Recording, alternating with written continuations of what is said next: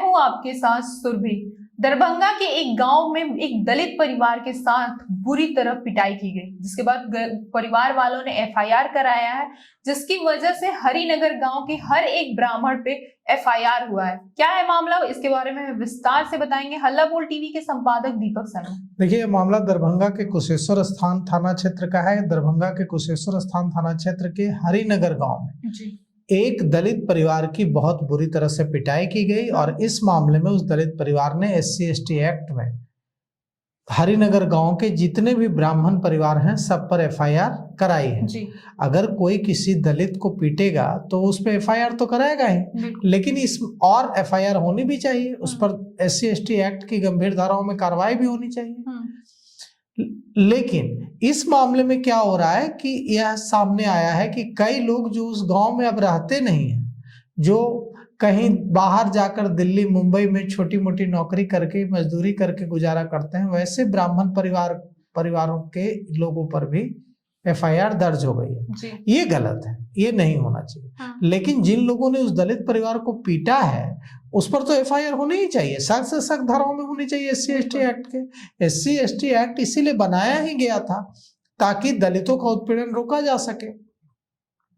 तो अब जो है इस मामले में बवाल इसलिए मचा है कि जो लोग वर्षों बरस से दूसरे शहरों में महानगरों में रहकर अब किसी तरह से मजदूरी या छोटी मोटी नौकरी, गार्ड की नौकरी, किसी फैक्ट्री में नौकरी करके 10-20 हजार रुपए कमा रहे हैं, जिनका गांव से कोई, हरिनगर से कोई वास्ता नहीं है, उनका भी नाम एफआईआर में है। इसको लेकर के बवाल मच रहा है। तो ये देखिए, ये जो पूरा मामला है इसके बारे में हम आपको बताते हैं। हरिनगर गांव के निवासी अशरफी पासवान ने कुशेश्वर स्थान थाने में आवेदन दिया और आवेदन में उन्होंने कहा कि 70 ब्राह्मण परिवार को नामजद आरोपी बनाया और कहा कि पूरे गांव को अभियुक्त बनाया जाना चाहिए, क्योंकि गांव के लोगों ने, ब्राह्मण परिवारों ने सब मिल करके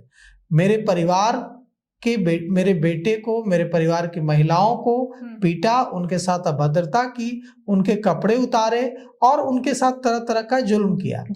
तो इस मामले में सभी पर एफआईआर हुई है। आरोप अशरफी पासवान ने लगाया है कि मजदूरी का पैसा मांगने पर ब्राह्मण परिवारों ने जाति सूचक शब्दों का इस्तेमाल किया और मारपीट की और घर की जो महिलाएं थी उनके साथ भी बहुत बुरी तरह से बदतमीजी की, अभद्रता की, उनको भी मारा पीटा। और यह भी आरोप लगाया कि मेरी जो पोती है उसको भी इतना पीटा कि उसकी कमर में बहुत ज्यादा चोट आई है। और यह भी कहा कि मेरे बेटे ने, विक्रम पासवान ने, अशरफी पासवान ने एफआईआर में कहा है कि 2015 में मेरे बेटे विक्रम पासवान ने हरिनगर गांव के हेमकांत झा के मकान में काम किया था और उसके बाद उसकी मजदूरी बकाया थी, पैसे मांगे गए, पैसे नहीं दिए गए और अब इस विवाद को लेकर मारपीट की गई है। 30 जनवरी को इसे लेकर पंचायत हुई थी, जहां विवाद बढ़ गया और तनाव बढ़ गया। उसके बाद इन लोगों ने कहा कि अशरफी पासवान ने पुलिस को बताया है कि 31 जनवरी की सुबह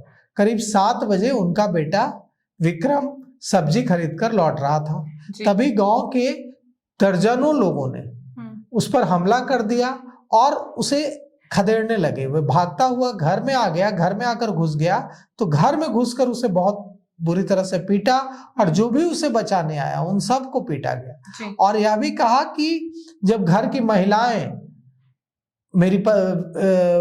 जितनी भी घर की महिलाएं थी वो आई, जैसे कि रामतारा देवी, कोमल कुमारी, तो इनके साथ भी मारपीट की गई और कोमल कुमारी की कमर की हड्डी तक तोड़ दी गई।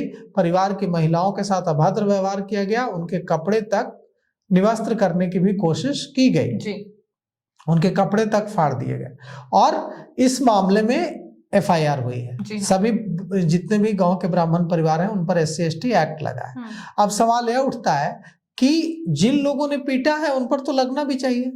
जिन लोगों ने घर में घुसकर मारपीट की है, सिर फाड़ दिया है, महिलाओं के साथ बदतमीजी की है, तो बिल्कुल होना चाहिए, उनकी गिरफ्तारी भी होनी चाहिए जल्द से जल्द। लेकिन जो लोग वहां नहीं रहते हैं, जिनका इससे कोई वास्ता नहीं है, उनको फजूल का इसमें नहीं घसीटा जाना चाहिए। और इस पूरे मामले में अब जो चीजें सामने आ रही है उसके मुताबिक जो लोग वहां नहीं रहते हैं, जिनका इस घटना से कोई वास्ता नहीं है, उनको भी इस मामले में एक्यूज, आरोपी बना दिया गया है। तो अब पुलिस इस मामले की जांच करेगी और जो लोग जिनका इस घटना से कोई वास्ता नहीं है उनका नाम हटाएगी।